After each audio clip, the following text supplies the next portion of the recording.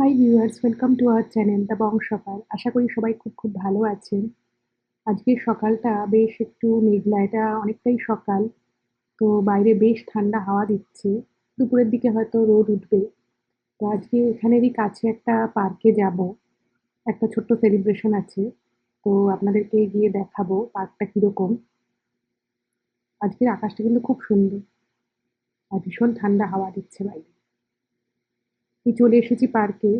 দেখুন একদম পাহাড়ে মোড়া খুব সুন্দর একটা ছোট্ট পাহাড়ি পার্ক। আর বিশাল বড় দেখতে পাচ্ছেন, একটা ওপেন স্পেস বলা যেতে পারে। তো এখানে বাচ্চাদের খেলার জায়গা রয়েছে, এখানে ছোটখাটো পার্টি করারও বেশ ব্যবস্থা রয়েছে। আর জায়গাটা কিন্তু খুব সুন্দর, ভীষণই সুন্দর জায়গাটা। দূরে পাহাড় দেখতে পাচ্ছেন আর কত গাছ। এখন বেশ রোদ্দুর উঠে গেছে, কিন্তু বেশ ঠান্ডা হাওয়াও রয়েছে তার সাথে। খুবই সুন্দর প্রাকৃতিক পরিবেশটা এই পার্কটা। প্রচুর গাছপালা রয়েছে। আর সবথেকে বড় কথা, এখানে কিন্তু প্রচুর মানুষজন, ওদিকে বাচ্চাদের খেলার জায়গা রয়েছে। আমি ওদিকে ক্যামেরাটা অতটা নিচ্ছি না। কি সুন্দর পাতাগুলো দেখেছেন? আর এত সুন্দর গাছের ছায়া, ওই দেখুন দূরে বাচ্চাদের জন্য ডেডিকেটেড পার্ক রয়েছে। আর এরকম একটা ছায়ার মতো ক্যানোপি করা রয়েছে। তো এখানে এই আমেরিকায় না এরকম ছোট ছোট পার্কগুলোতে অনেকে ছোটখাটো গ্যাদারিং, সে জন্মদিন হোক বা এই ধরনের কিছু পার্টি কিন্তু খুব সুন্দর করা যায়। আর ব্যাপারটা হচ্ছে আপনি যাই করুন আপনাকে কিন্তু জায়গাটা একদম পরিষ্কার করে দিয়ে যেতে হবে। তো জায়গাটা আপনাদেরকে দেখালাম। তো এবার এখান থেকে এই পার্টিটার পরে আপনি এখান থেকে একটা জায়গায় হ্যালোইনের জন্য ডেডিকেটেড স্টোর খুলেছে। তো সেইটা একটু ভিজিট করুন।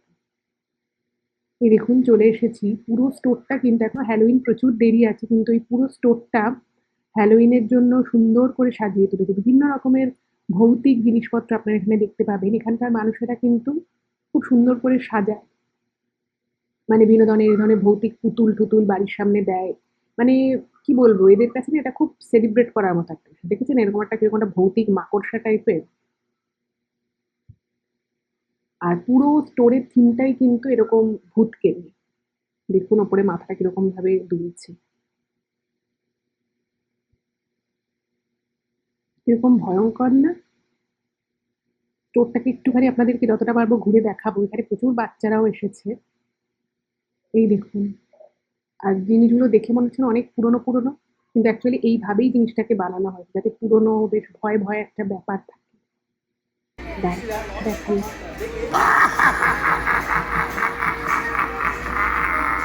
Better be careful walking around at this place. You can বেশ get in ভয়ের all না? kinds of sticky অনেকেই ভয় situations. পাচ্ছে এগুলো দেখতে।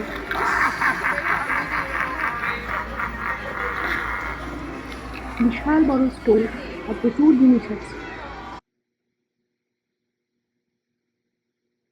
এই দেখুন পিছনের ওই ভূতটা কিভাবে মাটি ফুঁড়ে যাকে বলে উঠে পড়ল। পুরো বিশাল স্টোর, স্টোরে এরকম প্রচুর জিনিস আছে, বিভিন্ন ধরনের মাস্ক, বিভিন্ন ধরনের ড্রেস, বড়দের ছোটদের, ছোটদের জন্যই মেইনলি, বাট বড়দের জন্যও কিন্তু আছে। এগুলো আপনি কিনে নিয়ে বাড়ির সামনে লাগান। প্রচুর মানুষজন কিন্তু কিনছে। এগুলোর দাম মোটামুটি ওই $300 থেকে $500 মধ্যে। দেখুন আর একটা জিনিস দেখাই, দাঁড়ান। We'll soon find out when you're asleep ভৌতিক ছেলে, tonight. চোখ দুটো দেখেছেন? I found some scissors to cut me বেশ কিছু down বাচ্চা from যখন here, ভয় পাচ্ছে দেখছি, and then আবার অনেকে I'll খুব turn এনজয় you করছে। up my place. Why, it's as simple as that. We'll have so much fun together. At least এই দেখুন এইখানে একটা ভৌতিক কাপল রয়েছে যাদের বিয়ে হচ্ছে। ওদের পুরো ড্রেস থেকে শুরু করে পুরো সবকিছুর মধ্যেই কিন্তু একটা বেশ গা ছমছমে ব্যাপার রয়েছে, একদম হ্যালোইনের জন্য যাকে বলে আদর্শ।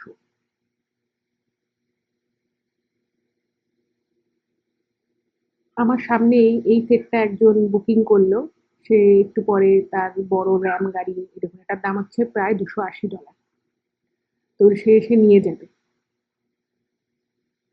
ভাবুন এইগুলো দিয়ে নাকি এরা বাড়ি সাজে। আমার তো বেশ দেখে ভয় ভয়ই লাগছে। আমি ওখান থেকে ওই একটা চকলেট কিনেছি, অ্যাসর্টেড চকলেট। এটা কিনেছি। আর আমার কাছে তো গোবিন্দভোগ চাল ফুরিয়ে গেছিল। তো এখানে তো ওইভাবে গোবিন্দভোগ পাওয়া যায় না। এখানে কালিজিরা বলে একটা চাল পাওয়া যায়। এটা বাংলাদেশের চাল মেইনলি।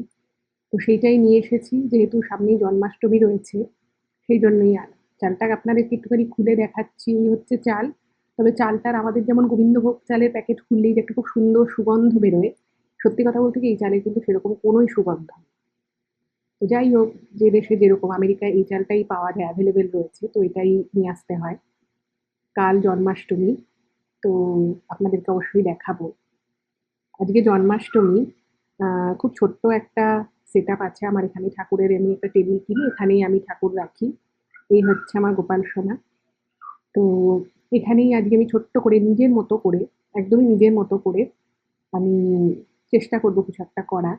তো সবে ঠাকুরদেরকে ফুল-টুল দিয়ে সাজানো হলো। তো এরপরে ওদিকে ভোগ-টোগের ব্যাপার মানে ব্যবস্থা করেছি।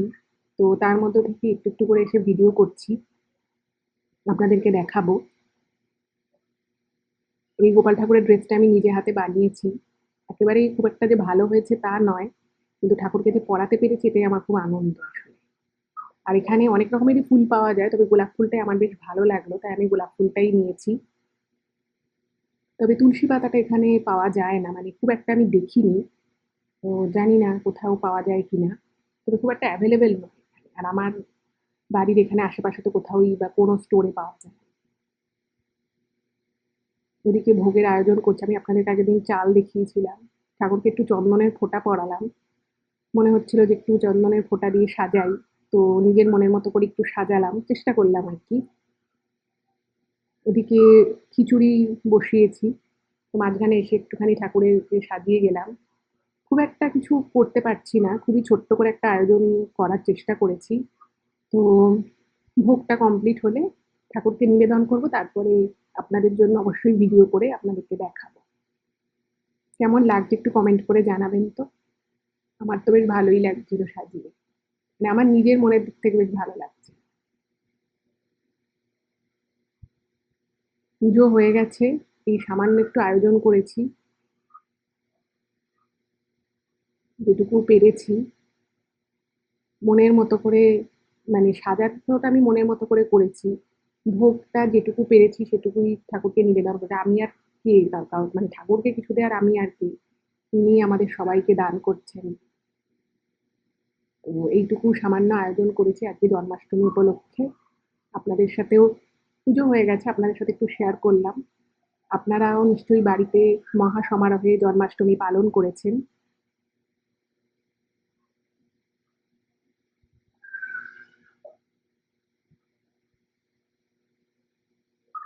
কিছু ফল, এখানে ফলটা বেশ ভালোই অ্যাভেলেবল। তো একটা ট্রের মধ্যে করে আমি একটু ফল-টল দিয়েছি সাজিয়ে।